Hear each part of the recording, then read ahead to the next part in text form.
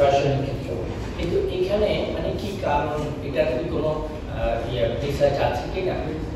মানে মামলা যারা আবেদন করছেন, বিচার প্রার্থী আছেন, তারা কি ওই নারী সদস্য হিসেবে মনোনীত করার ক্ষেত্রে কি কোনো ধরনের জড়তা আছে, না ওই বিচারক হিসেবে নারীদের অংশগ্রহণের কোনো ধরনের সীমাবদ্ধতা আছে?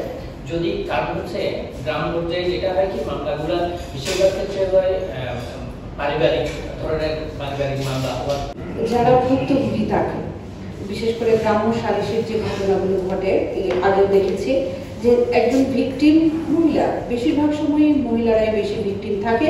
মহিলা বলা যাবে না, তাদেরকে বাচ্চা মেয়ে বলতে হবে। যে বাল্য বিবাহ হয় যখন, আর এই বিশেষ করে তখন হাজব্যান্ড ওয়াইফের মধ্যে যখন একটা সেপারেশনের বিষয় থাকে, এই সংসারকে জোড়া লাগানোর জন্য বেশিরভাগ সময়ই তারা বিভিন্ন সালিশের মাধ্যমে যেতে চায়। কিন্তু বেশিরভাগ সময় গ্রাম্য সালিশের মাধ্যমে এই ভিকটিম মেয়ের কাছ থেকেই টাকা নিয়ে তারা চেষ্টা করে, আবার একটু বুঝিয়ে শুনিয়ে দেয়। 3 মাস পরের এই ঘটনা আবার একই ধরনের ঘটনা ঘটতে থাকে। তো আসলে ওরা এই পর্যায়ের মেয়েরা উচ্চ আদালত বা অন্য কোথাও গিয়ে কিন্তু তারা পথঘাটই চেনে না। আমারই এই 5-6 মাস আগের ঘটনা, আমার হোম ডিস্ট্রিক্ট জামালপুর, তো সেখানকার একটা ঘটনা। হাজব্যান্ড ওয়াইফের সেপারেট হচ্ছে, মেয়ে আছে 6 বছরের।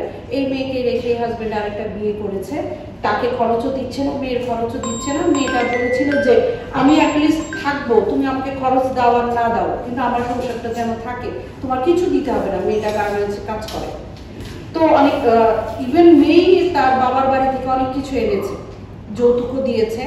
তারপর ছেলেটাই আবার যখন ডিভোর্সের কাগজ পাঠিয়েছে, অনেক কিছুই হচ্ছে, গ্রাম্য সালিশও হচ্ছে, কিন্তু কিছুতেই ছেলে ডিভোর্সের তার কাবিননামার টাকাটা দিতে চাচ্ছে না।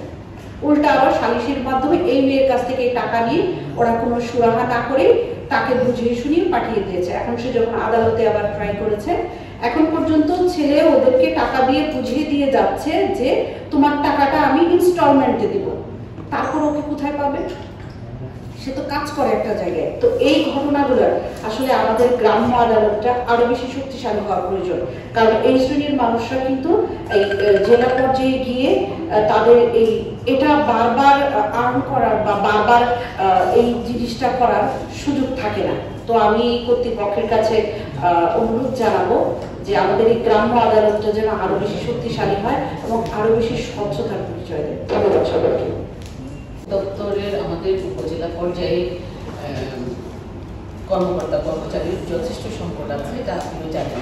তারপরেও আমরা কিন্তু মহিলা বিষয়ক অধিদপ্তর মানে নিয়মিত কিছু কাজ করি। যেমন এর মধ্যে একটা গুরুত্বপূর্ণ হচ্ছে, আমরা মহিলা বিষয়ক অধিদপ্তরের কর্মকর্তারা কিন্তু নিয়মিত বিভিন্ন অ্যাওয়ারনেস প্রোগ্রাম করি।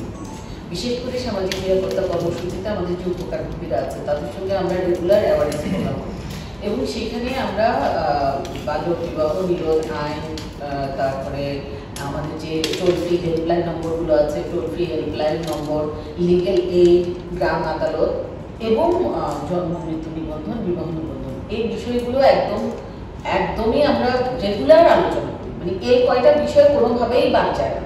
আমাদের পারিবারিক সহিংসতা আইন, বাল্য বিবাহ নিরোধ আইন এবং বিশেষ করে পারিবারিক সহিংসতা প্রতিরোধের জন্য লিগ্যাল এইড এবং গ্রাম আদালত, এই দুটো জায়গায় যেন নারীরা যায়, মানে কোর্টে না এসে যেন এই জায়গাগুলোতে যায়। তো আমাকে চিটাগং ইসলামিক ফাউন্ডেশন বললো যে আমি যেন আমাদের একজন পুরুষ কর্মকর্তাকে পাঠাই ওখানে। তো এই ট্যাবুটার জন্য আসলে আমাদের একটু অসুবিধা মাদ্রাসাগুলো, কিন্তু স্যার কথাটা বলবার পর আমার কাছে মনে হয়েছে যে মাদ্রাসাগুলোতে আসলে কাজ করা দরকার, এবং আমরা চেষ্টা করবো। আমি আমার আগামী মাসের যে সভা, সেখানে আমার জেলা এবং উপজেলা পর্যায়ে এই মুহূর্তে আমাদের আসলে ট্রেনিং সেন্টার নাই। আমার জেলায় ট্রেনিং কার্যক্রম আছে, উপজেলা শুধু 2টো উপজেলায় আছে আমার ট্রেনিং প্রোগ্রাম।